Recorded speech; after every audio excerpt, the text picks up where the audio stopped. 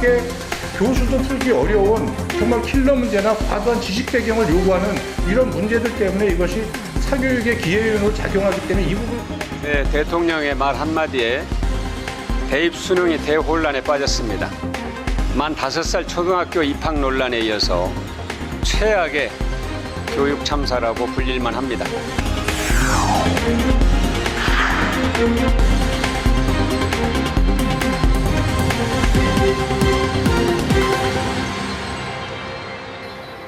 네, 수능을 5개월 앞두고 킬러 문항이 배제되고 수능 출제 평가 원장이 돌연 사임하면서 논란이 커지고 있는데요. 학생과 학부모들은 불안감을 표출하고 있는 상황입니다. 혼란을 잠재울 방안은 무엇인지 국회 교육위 간사이신 이태규 국민의힘 의원을 모시고 자세한 말씀을 들어보겠습니다. 의원님 어서 오십시오. 반갑습니다. 안녕하세요. 네. 바로 이제 사안으로 질문을 이제 드려보겠습니다. 이재명 대표가 불체포 특권을 이제 포기하겠다고 어제 이제 교섭단체 대표연설에서 돌연 선언을 했습니다. 원래 이제 원고에 없었다고 하는데 이 발언을 두고 오늘 이제 김기현 대표도 교섭단체 대표연설에서 궤변이다 이렇게 이제 비난을 하면서 불체포 특권 포기 서약서에 국회의원 전원이 서명을 하자. 이런 제안을 했습니다. 관련한 불체포 특권 관련한 이 사안 전체적으로 의원님 어떤 생각하셨는지 좀 들어볼까요? 이제 뭐 그 헌법 제 44조에 그 명시된 불체포 특권 네. 이 부분이 과거 권위주의 정권 하에서는 그 의원의 어떤 자율성, 입법부의 자율성을 보장하기 위해서 필요했지만 이제는 이제 시운을 다했다. 이것이 어떤 국민 여론과 언론과 모든 부분이 다 이렇게 오픈되어 있는 상황에서 네. 적어도 정치적 탄압이라는 부분이 있기가 어렵다. 이런 부분에서 이제 저도 지난 4월 달에 저희 당 의원님들하고 58명의 의원들이 이미 서약을 했습니다. 그랬었죠. 국민 앞에 네. 서약을 했고요. 특히 이 불체포 특권을 포기하겠다는 약속은 이재명 대표께서 그 본인이 대선 때 이미 약속을 한 건데 그 이후에 약속을 지키지 않은 겁니다. 예? 약속을 지키지 않고 이제 다시 약속을 지키겠다고 하니까 그 부분은 이미 다 지나갔는데 그런 부분에서 이제 진정성을 사실 믿기가 어렵다. 그런데 저는 이재명 대표께서 본인이 이야기하는 진정성을 입증하는 두 가지 방법이 있다고 생각을 합니다. 어떤 건가요? 하나는 불체포 특권에서 본인이 영장이 청구가 되면 당당하게 가서 법원에 가서 영장실질심사를 받겠다는 거 아닙니까? 네. 그러려면 국회가 열리면 안 됩니다. 예, 국회가 열리지 않으면 그 불체포 특권 권한을 행사할 수 없기 때문에 회기 중에만 작동이 되는 거기 때문에 그러면 나는 앞으로 어떤 일이 있어도 방탄국회를 열지 않겠다. 이 약속을 후속으로 조치를 해야 됩니다. 그리고 과거에 본인이 부결시켰던 대장동 비리 관련된 그 체포동의안 부결 부분에 대해서 그것 때문에 지금 이제 그 불구속 재판을 받고 있는 거 아닙니까? 네. 지금이라도 검찰에 또 법원에 서면으로 다시 체포동의안 보내달라. 그럼 내가 국회에서 아니면 국회가 열지 않거나 해서 내가 나가서 실질심사 받겠다. 그래서 내가 정당한 평가를 받겠다. 이런 주장을 하고 그런 실천을 했을 적에 실질적으로 실천 의지가 있구나. 이걸 믿을 수 있지. 지금 뭐 말로만 난 포기하겠다. 그리고 그 외에 또 무슨 뭐 방탄국회를 열고 또 어떤 다른 체포동의안이 왔을 적에 또 부결시키고 그럼 또 국민들한테 또 거짓말하는 거거든요. 저는 그래서 이재명 대표께서 정말 진정성이 있다면 네. 나 방탄국회 앞으로 절대 우리 당은 열지 않습니다. 그리고 그 대장동 비리 관련해서 영장 체포동의안 다시 한번 보내주십시오. 그러면 국회에서 가결시켜서 저 나가겠습니다. 이거 얘기해야죠. 지난 체포동의안을 다시 보내달라 이렇게 제안을 해야 된다. 당당하게 이야기하고 그다음에 어떤 일이 있어도 네. 이 체포동의안 관련돼서 방탄국회는 열지 않겠습니다. 이 약속을 하는 것이 불체포 특권을 포기했다는 말보다 더 중요합니다. 알겠습니다. 네, 또 첫 질문 다음으로는 교육이 간사이신 만큼 바로 그 교육 관련한 그 현안 질문 드리도록 하겠습니다. 그 수능 초고난도 문제를 배제한다는 이 정부의 거듭된 발표에 논란이 커지고 있는데 아까 그 영상에서 나온 것처럼 그 박강원 대표가 그 대통령 한마디에 수능 대혼란이 왔다 이렇게 교육이 긴급 현안질을 추진하겠다 이렇게 비판을 했습니다. 어떤 입장 갖고 계실까요? 혼란이 일어나길 바라는 사람들이 있겠죠. 제가 볼 적에는. 그리고 박강원 대표께서 그렇게 말씀을 하시지만 제가 분명히 말씀을 드리는 거는 이제 초고난도 문제 출제를 배제하겠다. 네. 소위 이제 킬러 문제. 이거 민주당의 대선 공약입니다. 그러면 민주당이 초고난도 문제를 배제하면 입시제도 개혁이고 윤석열 대통령이 말씀하시면 그것은 수능 혼란입니까? 절대 아니죠. 그래서 저는 그렇게 모순된 이야기를 하면 절대 안 된다. 네. 이 말씀을 먼저 말씀을 좀 드리고요. 네. 그다음에 중요한 것은 대통령의 말씀은 수능 우리 교육 현실 구조가 수능을 중심으로 해서 사교육과 공교육이 맞물려 있습니다. 그런데 입시하면 바로 사교육으로 연상될 만큼 지금 공교육의 경쟁력을 못 갖고 있는 거잖아요. 네. 그리고 그것이기 때문에 사교육이 계속 팽창해 가는 거고 네. 이 부분을 고쳐보겠다고 하는 게 대통령의 취지라면 그러면 사교육이 팽창하는 것에 찬성합니까? 다 반대하죠. 공교육의 경쟁력을 제고시키겠다는데 누가 반대할 수 있습니까? 그런 차원에서 야당도 여기에 동참을 해서 이 부분을 어떻게 해결할 것인가 머리를 맞대야지. 지금 수능 혼선이다. 지금 여기서 가장 당혹스럽고 혼란스러운 사람이 누굽니까? 강남에 있는 대형 입시학원의 사교육 업체들입니다. 이 업체들이 본인들의 이익이 줄어들죠. 이것이 공교육 범위 내에서 해결이 되면 네. 이 부분을 마치 수능 전체에 학부모와 그 학생들의 혼란으로 몰아가고 있고 일부 정치인들이 거기에 좀 가담하고 있는 거죠. 저는 민주당이 절대 그러면 안 된다고 보고요. 과거에 민주당 때 사교육이 50.9% 아주 폭증을 했습니다. 네. 왜? 그때 그 학생부 종합전형의 불공정성, 그 대표적인 게 이제 조국 일가족 문제 아닙니까? 그 불공정성을 무시한 채 수시를 확대하겠다고 그랬다가 문제가 되니까 다시 또 정시를 확대하겠다. 이렇게 해서 입시 안정성을 뒤흔들고 그때 수능과 EBS 강의 연계 비율이 70%였습니다. 이걸 갑자기 50% 미만으로 확 떨어뜨려 버렸습니다. 그리고 그 학업 성취도 전수 평가를 다 없애버렸습니다. 이래가지고 학생과 학부모들이 다 학원으로 달려가게 만든 네. 사람들이 지금 민주당 분들입니다. 그런 분들이 사교육 부분에 대해서 입시에 대해서 이야기한다면 지금 대통령의 말씀을 따르고 뒷받침을 해줘야 되는데 이걸 비판한다?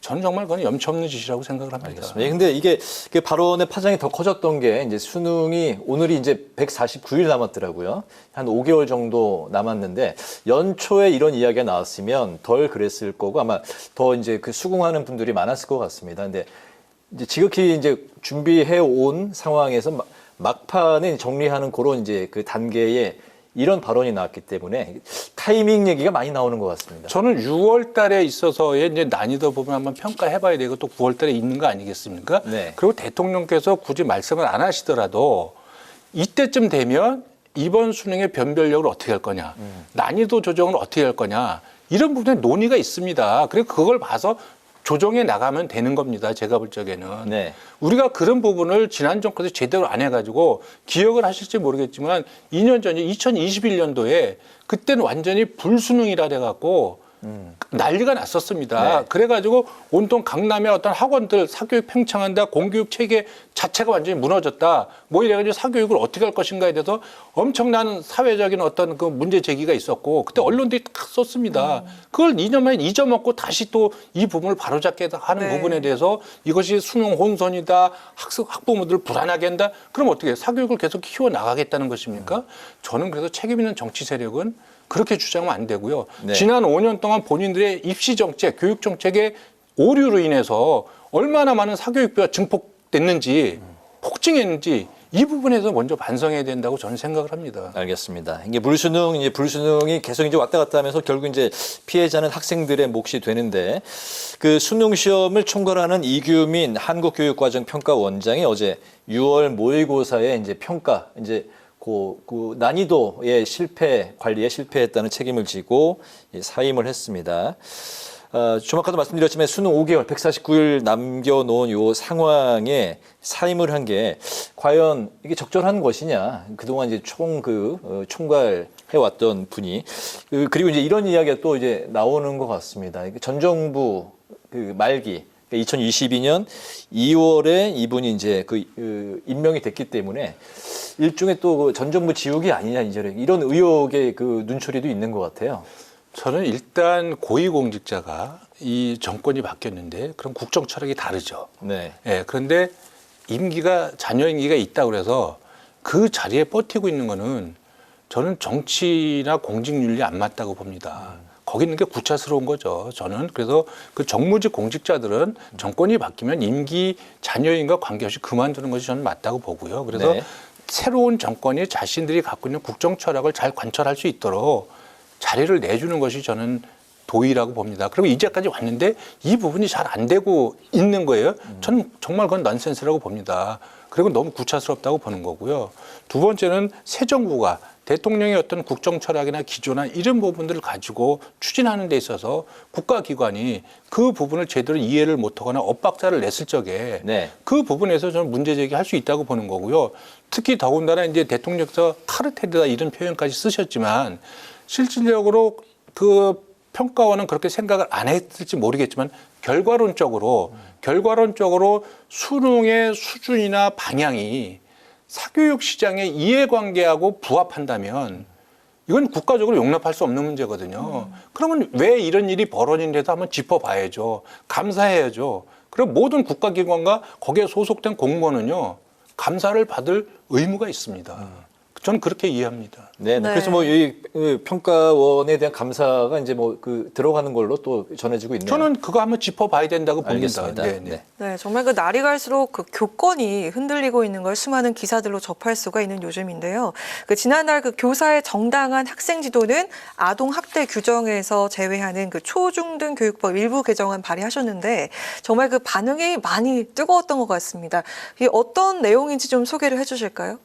일단 그 학교에 이제 그 교사들의 이 교육 활동의 특수성을 인정하지 않고 학생들을 지도하는 데 있어서 충돌이 있을 수 있습니다. 학생하고 의견이 안 맞을 수도 있죠. 네. 그러니까 이런 부분이 지금 이제 아동학대로 다 고소고발되고 뭐 이러다 보니까 선생님들이 현장에서 엄청난 스트레스를 받고 또 야 이거 내가 이렇게까지 하면서 내가 교직 생활을 유지해야 되는가 이런 회의 자긍심 자체가 없어지고 네. 그래서 이거 교단이 완전히 무너져 있다. 그래서 이게 교권 침해 차원을 넘어서 가령 예를 들어서 제가 선생님한테 얘기 들은 자료나 이런 거 말씀을 좀 들어보면은요. 네, 네, 어떤 게 있습니까? 정말 이제 자는 학생을 깨우잖아요. 그러면 정서적 학대가 되는 겁니다. 예? 그 학부모가 애를 정서적으로 학대했다고 너 일어나서 공부해라 이 얘기를 못 하는 겁니다. 예? 그리고 이제 조금 이제 머리가 커서 고등학생 자는 애를 깨우잖아요. 네. 그러면 이제 선생님한테 욕을 합니다. 침을 뱉고 거기서 선생님이 너 그러면 내가 교권위원회에다 이야기할 거야. 너 그렇게 하면 그렇게 하지 마라. 그러면 이 학생이 뭐라냐? 나도 아동학대로 신고할 거야. 네. 이게 지금 교실의 현장입니다. 이런 속에서 제대로 된 교육이 있을 수 있겠습니까? 그래서 그 고의나 중과실이 없는 이런 정당한 생활 지도 부분에 대해서는 면책 조항을 만드는 것이 좋겠다. 그리고 이제 그것이 고의냐 중과실이냐 이런 부분을 이제 수사기관이나 이런 걸로 판단할 수 있겠죠. 네. 저는 그래서 선생님들의 자긍심을 살려주고 그리고 저는 이제 학생들의 인권, 자유 굉장히 중요합니다. 근데 이것과 별개로 그것을 빙자한 방종이라는 게 있을 수 있습니다. 네. 그것을 만약에 제어하지 못하면 선생님의 교권 침해는 물론이고 전체 다수 선량한 학생들의 학습권도 침해받는 거거든요. 네. 만약에 어떤 학생이 막 말썽을 피우는데 그 학생을 제어하지 못한다면 다 그때 그 시간 동안 수업 자체가 이루어지지 않는 거 아니겠습니까? 네. 이런 부분을 지금 우리 교육 현장에서는 제대로 제어할 수가 없다. 선생님들이 제발 이것만은 좀 고쳐달라, 바로 잡아달라. 이렇게 말씀들을 하시는데 저는 이제 교육위에 온 지 1년밖에 안 됐습니다만 제가 외교통일위원회에 있을 때는 이걸 몰랐습니다. 근데 와서 선생님들 말씀을 들어보니까 도대체 대한민국의 학교 현장이 어떻게 도대체 왜 이렇게 망가졌느냐. 도대체 누가 이렇게까지 끌고 왔느냐. 이 부분에서 저는 정말 큰 책임감을 느끼고 우리 교육이 이래서는 안 되겠다. 알겠습니다. 예, 이런 생각을 갖게 돼서 제가 법안을 발의하게 됐습니다. 교권이 이제 크게 침해가 되고 이제 뭐 교사들이 크게 이제 뭐 학생들한테도 뭐 그 모욕을 당하는 사례들이 이제 뉴스에서도 이제 종종 이제 그 보도가 되고 있는 상황. 그래서 이제 교사들의 입장이 충분히 이해가 이제 가는데 학부모들은 또 면책권으로 인한 뭐 아동 학대, 이제 뭐 또 학생들이 학대되는 상황들을 낳지 않을까 이제 부작용에 대한 또 우려를 하고 있는 상황이고 특히 이제 장애인 부모 연대는 장애 아동의 경우는 본인이 이제 학대를 이제 뭐 당해도 신고하기가 좀 어려운 상황이다. 그래서 지금 현재 그 장애인 부모 연대는 이 법안을 철회해달라 이런 기자회견까지 하지 않았습니까? 예, 그리고 그런 요청을 저희 의원실에도 했습니다. 네. 그래서 또 그분들의 저는 입장도 일리가 있다고 생각을 합니다. 네. 그래서 이제 절충점을 찾아야 된다고 보는 건데요. 실제로 장애를 가진 아이들 같은 경우는 현실로 대응을 잘 못할 수 있는 거죠. 그렇죠. 예, 특히 이제 발달 장애를 갖고 있는 경우에 자기 의사 표현에서 조금 오류가 있을 수 있다고 봅니다. 네. 그런데 또 한편으로 보면 그 발달 장애 아동이 어떤 특별한 어떤 급격한 행동을 했을 적에 네. 그래서 그 행동이 다른 학생들이 엄청난 피해를 준다고 생각을 했을 적에 그거를 제어하지 못한다면 그걸 제어하면 아동학대가 되는 거고 그걸 제어하지 않으면 다른 학생들한테 엄청난 피해가 갈 수 있는 거죠. 이 부분을 어떻게 할 거냐. 이 부분에서 우리 사회가 논의를 해야 됩니다. 그럼 선생님들이 그걸 잡습니다. 그 학생을 만류하죠. 그럼 아동학대가 되는 겁니다. 그럼 내가 아동학대로 고소고발되는 게 싫으니까 놔두면 그러면 다른 아이들도 피해를 보게 되는 거죠. 그럼 또 그건 어떻게 되는 겁니까? 네. 그건 또 다른 또 아동학대가 되는 거거든요. 이런 현실에 대해서 우리 사회가 그동안 어떤 논의도 제대로 진행하지 않았다는 거예요. 그래서 이 부분에 있어서 사회적으로 어떻게 할 거냐.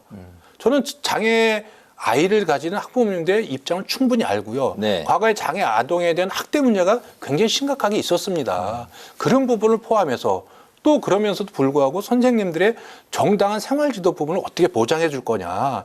이 부분에서 우리 사회가 머리를 맞대고 진지하게 토론해야 됩니다. 알겠습니다. 네, 이 무너진 교권 때문에 선생님들이 많은 그 심리적, 정신적 고통을 호소하고 있는 상황인데 교사들이 교육에 대한 소신과 열정을 되찾기 위해선 좀 어떤 것들이 좀 보완되면 좋을까요? 지금 이번 말씀처럼 제가 작년에 이제 그 선생님들한테 생활지도권을 부여하는 초중등 교육법 개정안을 이제 통과시켰습니다. 네. 다만 이제 그 생활지도권이 있는데 그거에서 쓰게 되면 이거를 또 아동학대로 이제 고소고발하고 하니까 문제가 되는 거지 않습니까? 네. 그래서 제가 정당한 학생 생활지도에 대해서는 이 부분을 이제 그 민형사상의 책임을 지지 않도록 네. 이거를 하는 것이 요번에 이제 금방 말씀드린 이 법안의 취지고요. 그래서 선생님들이 아이들이 잘 될 수 있도록 평화적으로 훈육과 훈계를 할 수 있어야 됩니다. 너 그렇게 하면 안 된다.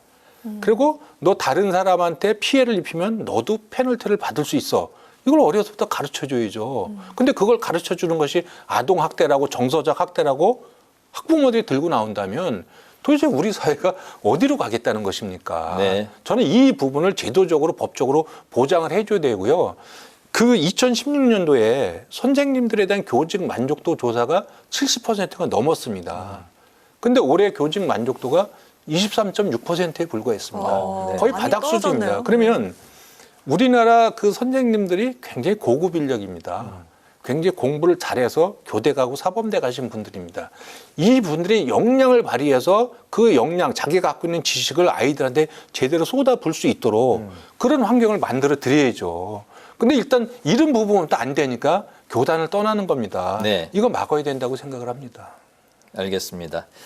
자, 이게 마지막 질문인데요. 이제 의원님 하면은 이제 그 여러 선거에서 이제 승리를 견인했던 선거 전략가, 전략통으로 이제 많이 알려져 있고, 20대, 21대 이제 의원을 연달아 지내셨습니다. 더불어서 이제 내년 총선 계획도 있으실 것 같고, 그 부분도 듣고 싶고, 남은 임기 동안에 어떤 일을 또 중점적으로 하고 싶으신지, 뭐 더불어서 이제 좀 들어볼까요? 뭐 어쨌든 저는 제가 있는 상임위 활동에 충실하면서 또 네. 전체적으로 제가 정치 활동을 하는 데 있어서 저는 시대의 흐름에 뒤처지지 않는, 또 원한다면 시대를 적어도 반발짝 더 앞으로 나가는 그런 정치 활동을 좀 하고 싶다는 그런 의지를 분명히 갖고 있고요. 또 그런 네. 부분에서 제가 나름의 뭐 공부를 하고 있고 또 여러 고민을 좀 하고 있습니다. 그리고 상임위 차원이라면 제가 이제 오늘 이제 교육위 간사에서 나왔지만 네.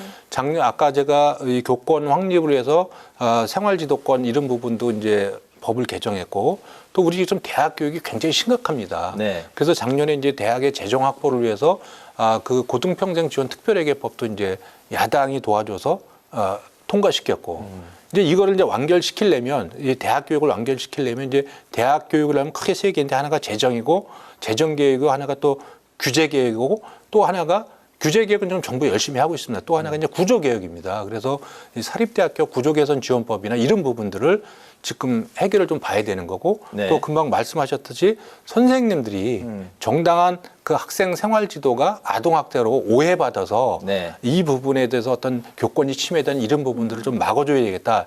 이런 부분들을 21대 국회에서 야당과 잘 협의해서 꼭 통과시켰으면 좋겠다. 그런 바람을 갖고 있고 네. 또 노력하려고 합니다. 내년 총선 계획은 간단히 좀 뭐 저는 그거는 뭐 기회가 있으면 네. 또 국민의 심판을 받아야 되는 부분이 있고 네. 근데 지금은 일단은 저는 제가 있는 이 대통령이나 또 새 정부가 교육개혁을 굉장히 강조하고 있기 때문에 또 지금 말씀하신 이런 주제가 중요한 교육 개혁의 과제이기 때문에 알겠습니다. 일단 이런 부분에 좀 충실하는 것이 좋겠다 이렇게 생각하고 있습니다. 네, 네. 여기까지 오늘 국회 라이브 6 인터뷰 들었습니다. 지금까지 이태규 국민의힘 의원과 함께 수능의 킬러 문항 배제 이후 후폭풍과 교사의 아동학대 면책권 논란에 대한 대안이 무엇인지 관련한 이야기를 들어봤습니다. 오늘 말씀 잘 들었습니다. 고맙습니다. 고맙습니다. 고맙습니다.